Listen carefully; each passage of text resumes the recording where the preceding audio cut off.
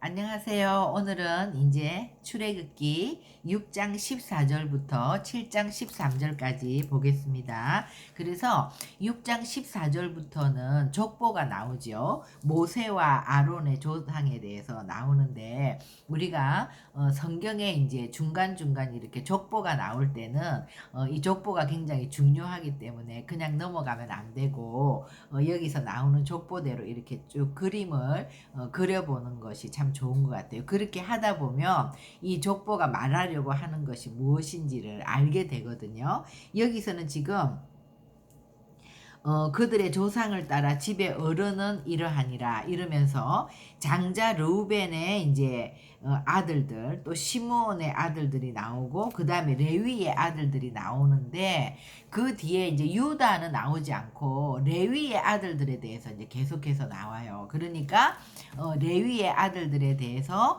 이제 얘기하나 보다.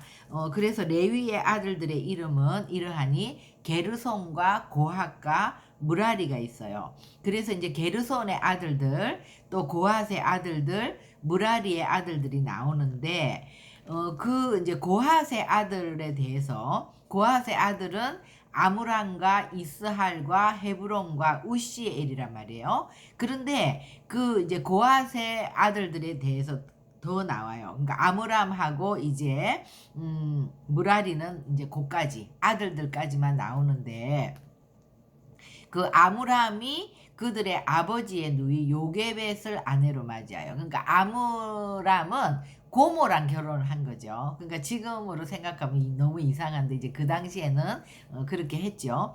그러니까 아므람과 요게벳, 요게벳이 이제 결혼을 해가지고 아론과 모세가 나왔어요. 그죠? 그런데 이제 모세는 거기서 끝나는데 또 이제 아론이 누구랑 결혼을 했냐면 암미나답의 딸 라손의 누이 엘리세바를 아내로 맞이했다.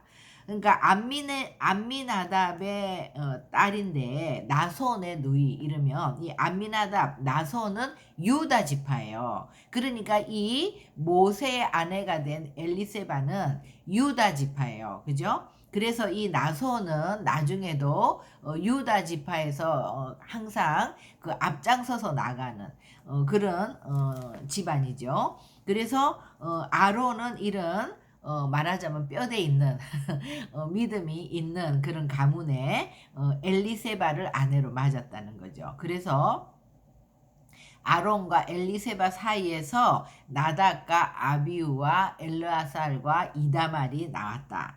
그리고 또 이렇게 거기서 보면 나답과 아비우는 이제 일찍 죽지 않습니까? 근데 이제 엘르아살이 이제 아론의 대를 이어서 대제사장이 되죠. 근데 엘르아살은 또 부디엘의 딸 중에서 아내를 맞이해서 비느하스를 낳았으니 이들은 레위 사람의 조상을 따라 가족의 어른들이라 이렇게 나왔으니까 이제 이것을 그림을 누가 누구와 결혼해서 아이를 낳고 또 누가 아이를 낳고 그래서 계속해서 이제 추적을 하다 보니까 모세와 아론이 있는데 이제 모세는 모세 당대에서 이제 그 뒤에 말은 없고 아론 대제사장 가문인 아론의 아들 중에 엘르아셀 또 엘르아셀이 또그 부디엘의 딸 중에서 아내를 맞이해서 비느하스를 낳는 것까지 나오죠. 그러니까 결국은 우리가 이제 여기서 보면은요.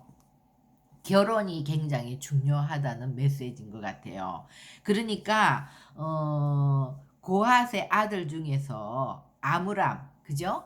아므람이 그 고모 요게벳과 결혼을 했어요. 그러니까 레위 사람과 레위 사람, 믿음이 좋은 이제 가문끼리 결혼을 해서 낳은 아들이 아론과 모세, 그죠? 나중에 그 미리암도 이제 딸이니까 여기 족보에는 안 나오지만 다 믿음의 사람들이죠. 그랬는데 이제 모세는 이방 여인 십보라와 결혼을 했기 때문에 모세 당대에는 굉장한 하나님의 사람으로 쓰임을 받았지만 나중에 사사기에 보면 모세의 아들 게르솜이 낳은 요나단 손자죠. 모세의 손자 요나단이 그 다한 지파의 제사장. 그러니까 다한 지파의 제사장이라는 건 없죠. 그것은 사입인데 사사기에 정말 자기의 소견대로 옳게 행하는 완전히 멋대로 된 그런 사회에서 그렇게 이상한 지금으로 치면 그냥 이단인 거죠. 그죠? 그렇게 됐단 말이에요. 그런데 이 아론은 이제 엘리세바와 결혼을 하죠. 그 유다 지파의 그 나손의 누이 엘리세바와 결혼을 해서 이제 나답과 아비우와 엘르아셀과 이다말을 놓고 그 엘르아셀이 또 부디엘의 딸과 결혼을 해서 비느하스를 낳고 그래서 이 아론 가문은 계속 그 비느하스가 그 미디안 여인 고수비와 같이 이렇게 동침한 그 이스라엘 남자를 찾아가서 칼로 찔러 죽이잖아요. 그것 때문에 막 연병이 돌면서 막 하나님이 굉장히 노하셨을 때, 그죠? 그 비느하스가 하나님의 마음으로 그런 것들을 죽였을 때 하나님이 그때 비느하스한테 언약을 하시죠. 이제 그 제사장 가문으로서 계속해서 이 가문이 그런 연결될 거라는 거. 그래서 정말 그 에스라가 나중에 이스라엘을 다시 회복시키면서 말씀 운동으로 이끌어갔던 그 놀라운 그 에스라가 이제 아론의 16대 손으로 계속해서 이제 제사장 가문으로 그렇게 이제 이어지지 않습니까? 그래서 이것을 볼 때 믿음의 사람들이 같이 결혼을 한다는 거는 그 다음에 후손들을 위해서 그러니까 거룩한 후손을 얻기 위해서 너무나 하나님이 이 결혼을 중요하게 여기는 거죠. 이방 여인과 결혼했던 모세는 그냥 끊긴 거나 마찬가지 지 않습니까? 그런데 아론은 모세 밑에서 모세의 대언자로 입의 역할을 했지만 그래도 아론을 하나님께서 대제사장으로 세우시고 그 아론의 후예들을 통해서 이 가문이 계속해서 그 제사장 가문으로 이렇게 이제 이어내려오는 이것을 얘기하시는 거죠. 그래서 이 6장 14절에서 27절까지의 이 족보를 통해서 하나님이 우리에게 주시는 메시지는 믿는 사람과 믿는 사람, 경건한 사람들끼리의 그 결혼, 그 연합을 통해서 경건한 후손이 이어지는 것에 대한 그런 약속, 그것이 너무나 중요한 것이라는 것을 우리에게 말씀해 주시는 거죠. 그래서 여호와께서 애굽 땅에서 모세에게 말씀하시던 날에 여호와께서 모세에게 말씀하여 이르시되 나는 여호와라 내가 너에게 이르는 바를 너는 애굽 왕 바로에게 다 말하라. 아까 이제 우리 12절 13절 이제 연결해서 그랬을 때 뭐라고 했죠? 모세가 여호와 앞에서 아라되 나는 입이 둔한 자이오니 바로가 어찌 나의 말을 들으리까 이제 이렇게 하고 이제 6장이 끝이 났는데 7장에 보면 이제 어떻게 해서 모세가 설득을 당하게 되고 모세가 이제 껄핏하면 나는 입이 둔하다 이렇게 했던 것들이 이제 완전히 사라지게 되었는지 그 이유가 이제 7장 1절부터 나오게 되죠. 그래서 우리가 1절부터 보면은요.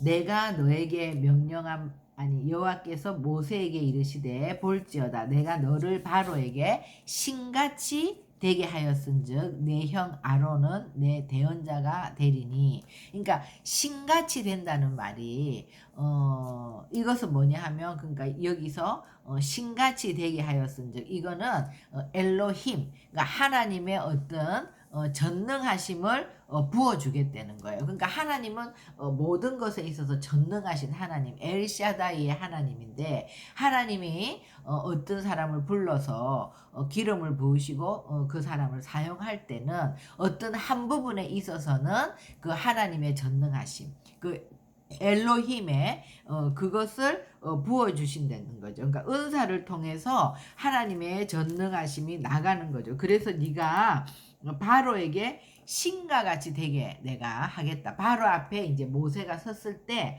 바로가 모세를 보면 우습게 보는 것이 아니라 그냥 인간적으로 볼 때는 바로가 우습게 보잖아요. 그런데 이제부터는 바로가 바로 앞에 네가 섰을 때 바로가 너를 신과 같이 볼 수 있도록 내가 그렇게 만들겠다 이 얘기죠. 그러니까 모세는 지금 모습을 보고 나는 못합니다 이렇게 이제 얘기하지만 하나님은 내가 너를 붙들어 썼을 때 그 지팡이 아무것도 아닌 지팡이를 하나님이 붙들었을 때 그 지팡이를 통해서 하나님의 그 크신 능력이 나타난 것 같이 내가 너를 붙들고 있을 때 너는 하나님과 같이 그렇게 사람들에게 보이게 될 것이다. 그죠? 그러니까 우리가 예를 들어서 어떤 사람은 복음 전하는 자로, 어떤 사람은 또 말씀을 가르치는 자로, 어떤 사람은 목양하는 자로, 어떤 사람은 또 섬기는 자로 이렇게 하나님이 세우시고 부르셨을 때는 그런 하나님과 같이 되는 그런 기름 부음을 주신다는 거죠. 그것을 통해서 전능한 하나님의 힘으로 일을 하는 거지 네 힘으로 하는 것이 아니다 이거죠. 그러니까 우리가 이 신과 같이 바로에게 신과 같이 되게 하였다 이 말이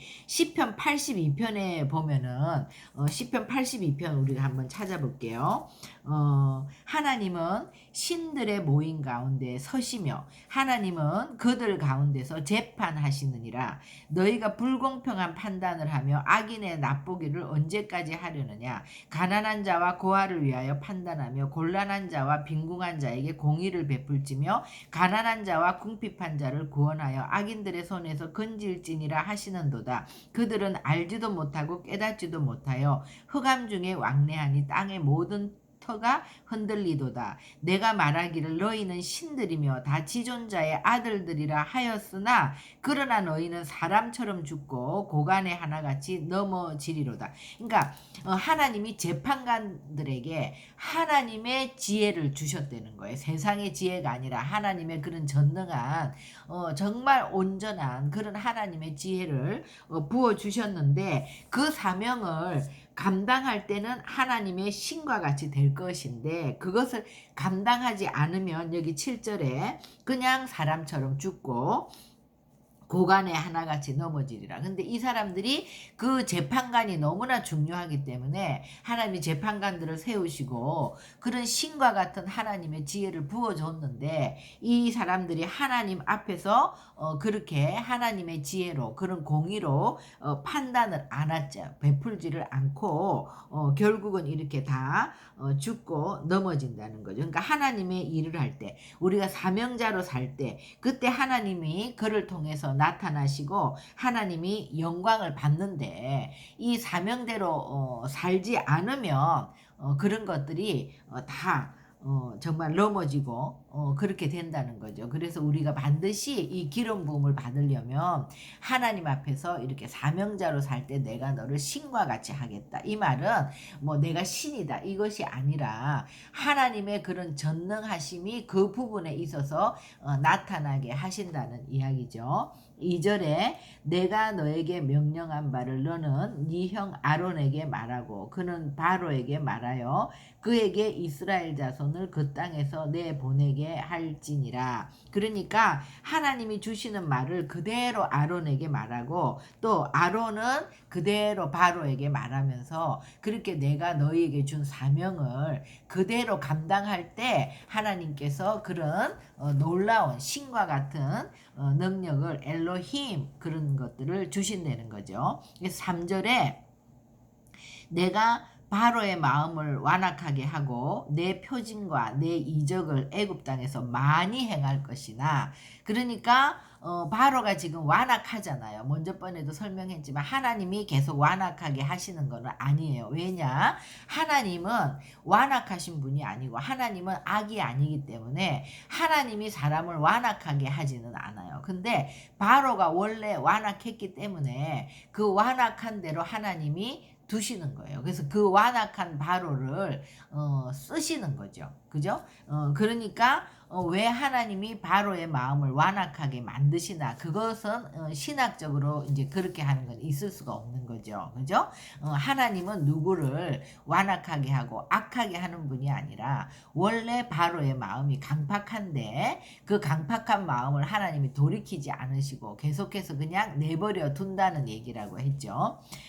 그랬기 때문에 완악하게 하고 내 표징과 내 이적을 애굽 땅에서 많이 행할 것. 그러니까 한 번 해서 바로가 너희들을 내보내지 않을 거라는 얘기를 하는 거예요. 바로가 너희의 말을 듣지 아니할 터인즉 내가 내 손을 애굽에 뻗쳐서 여러 큰 심판을 내리고 내 군대 내 백성 이스라엘 자손을 그 땅에서 인도하여 낼 것이다.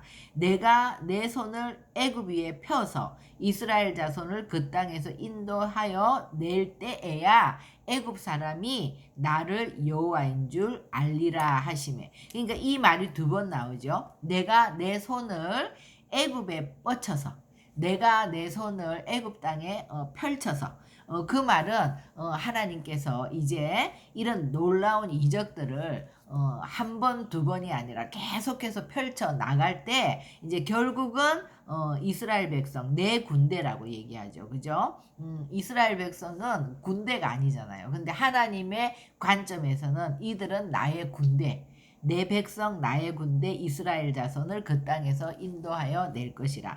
그러니까 이제 이 짜바라는 내 군대 히브리어 말로는 짜바인데요. 이 짜바는 군대도 되지만 예배하는 자들 예배를 얘기할 때 또 짜바라고 하죠. 그러니까 내 백성은 하나님을 예배하는, 그러니까 하나님이 주인된 그 삶을 살아가는 자가 하나님의 군대인 거죠. 그죠? 그래서 3절에서 5절까지를 보면 하나님이 이제 내가 한 번 가서 바로가 네 말을 듣지 않을 거야. 그러나 하나님이 계속해서 너를 보낼 것이고 너를 바로 앞에서 신과 같이 할 것이고 그리고 내가 그때마다 강한 손을 펼쳐서 바로가 나를 여호와인 줄 알게 할 거라는 거죠. 그러니까 하나님이 하실 일을 뭐예요? 미리 얘기를 다 해주시는 거예요.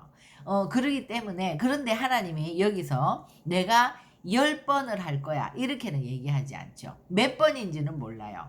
그러나 몇 번을 몇 번을 계속해서 네가 가도 바로가 고분고분 내어주지 않고 그렇게 계속해서 내가 강한 손을 펼치게 할 거야. 그렇지만 결국은 그렇게 해서 바로가 이제 내가 누구인지를 알게 만들 거야. 이제 그 얘기를 하나님이 하시는 거죠. 그러니까 하나님은 항상 우리 신약에도 제자들에게 미리, 제자들은 주님의 말씀이 뭔지를 이해하려고도 하지 않고 깨닫지를 못해요.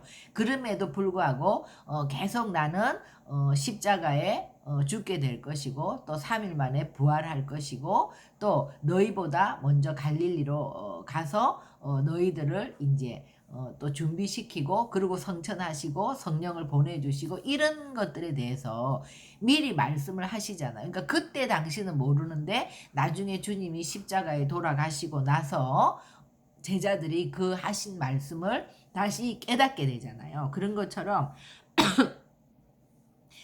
미리 이제 말씀을 해주시는 거죠. 그렇지만 10번 이런 일이 있을 거다. 이러면 이제 모세가 더 이제 정확하게 알 건데 이제 그렇게 10번이라고는 말씀해주지 않아요. 왜냐하면 이 얘기만 해야 또 그 과정 속에서 모세와 이스라엘 백성들이 또 주님 앞에 기도하게 되고 또 그러면서 또 주님이 하시는 일을 보게 되고 그러면서 정말 하나님이 나에게 미리 말씀하시 주신 대로 이 일이 이루어지고 있구나 이것들을 알게 되고 그 이루어지는 것들을 보면서 더 힘을 얻고 또 선포하게 되고 그랬을 때 또 하나님의 역사를 경험하게 되고 이렇게 하면서 이제 하나님이 누구인지를 이스라엘 백성들도 알게 되고 바로도 알게 되고 애굽 백성들도 알게 되는 거죠. 그죠? 그래서 그것을 이제 가르쳐 주시는 거예요. 근데 모세와 아론이 여호와께서 자기들에게 명령하신 대로 행하였더라. 그러니까 어떻게 돼요? 이제는 명령하신 대로 행하였다는 거는 이제 충분히 설득이 된 거예요. 이제는 더 이상 모세가 이제 흔들리지 않아요. 이 이후부터는. 그래서 나중에 13절에 보면 그러나 바로의 마음이 완악해서 그들의 말을 듣지 아니하니 여호와의 말씀과 같더라. 그러니까 이제 주님이 말씀해 주신 것과 바로가 하는 것이 똑같으니까 이제 미리 앞에 되어질 일들을 보고 이제 그것을 아는 거죠. 그러니까 우리가 하나님의 말씀을 읽고 듣고 행하는 자가 복이 있다 이렇게 얘기하잖아요. 그러니까 우리가 하나님의 말씀을 읽고 계속해서 말씀을 듣고 그러면은 우리가 깨닫게 되죠. 그러니까 깨달아지는 말씀이 우리 심령 가운데 이제 기록이 된단 말이에요. 그러니까 예레미야 31장 33절에 이제 보면 하나님께서 내가 나의 법을 그들 속에 두며 그들의 마음에 기록하리니 나는 그들의 하나님이 되고 그들은 내 백성이 될 것이라 이렇게 얘기하지 않습니까? 그러니까 하나님이 이제 나중에 이건 지금 새 언약이죠. 구약에 나오는 새 언약인데 하나님이 이제 율법을 주어서 그들에게 지키라고 하면 율법을 지킬 사람은 없어요. 아무도 그 율법을 지킬 수가 없어요. 그죠? 그런데 이제 예수님이 오시고 내가 너희에게 새 언약을 줄 건데 그때는 내가 나의 법을 그들 속에 둔다는 거예요. 그리고 그들의 마음에 기록한다는 거예요. 우리에게 성령을 보내주시면 우리가 이 말씀을 읽고 들을 때 그 말씀이 성령으로 우리 속에 기록이 되는 거죠. 그죠? 그러면서 나는 그들의 하나님이 되고 그들은 나의 백성이 될 거라고 이렇게 얘기해 준 것처럼 하나님이 이렇게 하나님의 말씀과 같더라 이것을 자꾸 경험하면 어떻게 됩니까? 그 말씀이 이루어지는 것을 보는 거예요. 말씀이 이루어지는 것을 보면 우리가 이제 그 말씀을 선포하게 되고 그렇게 선포하게 될 때 그 말씀이 정말 사람들에게 생기를 넣어주시는 살아있는 말씀이 되는 거지 않습니까? 우리가 이제 유명한 다윗 언약도 사무엘하 7장 14절부터 16절까지 다윗 언약이 나오는데 여기도 이 예레미야 31장 33절 말씀과 똑같이 나는 그들의 하나님이 되고 그들은 내 백성이 될 거다. 이것이 이제 신약시대에 그렇게 되는 것처럼 나는 그에게 아버지가 되고 그는 내게 아들이 되리니 그러니까 하나님이 우리 심령 속에 성령이 우리 속에 들어와서 하나님이 우리 아버지가 되고 우리가 하나님의 자녀가 된 사람은 만일 죄를 범하면 내가 사람의 매와 인생의 채찍으로 징계하려니와 사울에게서 내 은총을 빼앗은 것처럼 빼앗지 않는다는 거예요. 그러니까 하나님이 우리가 설사 잘못한다 할지라도 정말 사람으로 치고 또 인생 채찍으로 때려서라도 하나님이 돌이키게 하지 우리를 그냥 그 은총을 빼앗고 그냥 버리지 않는다는 거죠. 절대로. 그래서 내 집과 네 나라가 영원히 보존되고 네 왕위가 영원히 경고하리라. 이게 이제 다윗의 언약인데 이게 이제 이사야 55장 3절에 보면 이 다윗 언약이 이스라엘 백성에게 확장되죠. 그리고 이 이스라엘 백성에게 확장된 이 언약이 지금 오늘날 하나님의 몸된 교회에 확장이 되었죠. 그래서 우리에게 이 언약의 말씀이 들어온 자들, 기록된 자들, 성령으로 인해서 말씀이 우리의 심령에 들어온 자들은 하나님께서 우리가 죄를 범하면 인생 채찍으로 그죠? 사람의 매로 때려서라도 우리를 돌아오게 하시지 절대 은총을 빼앗지 않는다는 거죠. 그죠? 이것이 이제 그 유명한 정말 다윗 언약이 우리에게까지 이사야 55장 3절에서 확장되어지지 않습니까? 이 새 언약이 나는 너희를 결탄코 잊지 않는다. 버리지 않는다. 그죠? 그런 것처럼 우리의 마음에 이 말씀이 들어오면 그죠? 이제 흔들림이 없는 거죠. 그래서 명령하신 대로 행하였더라. 이 6절에 명령하신 대로 행하였다. 이것이 가장 중요한 거죠. 이제는 모세가 더 이상 흔들리지 않는 거예요. 왜 그렇습니까? 믿음은 들음에서 나고 들음은 하나님의 말씀인 거예요. 그러니까 모세가 미리 하나님께서 어떻게 될 것을 다 말씀해 주셔요. 말씀해 주셨기 때문에 그 말씀을 들었기 때문에 그 믿음이 그 심령 속에 기록되었기 때문에 이제는 모세도 아론도 흔들리지 않죠. 그죠? 그래서 하나님의 이 전능함이 이제 모세를 통해서 나타나게 되고 더 이상 모세가 모세가 이제 핑계 대지 않고 순종하게 된다. 그죠?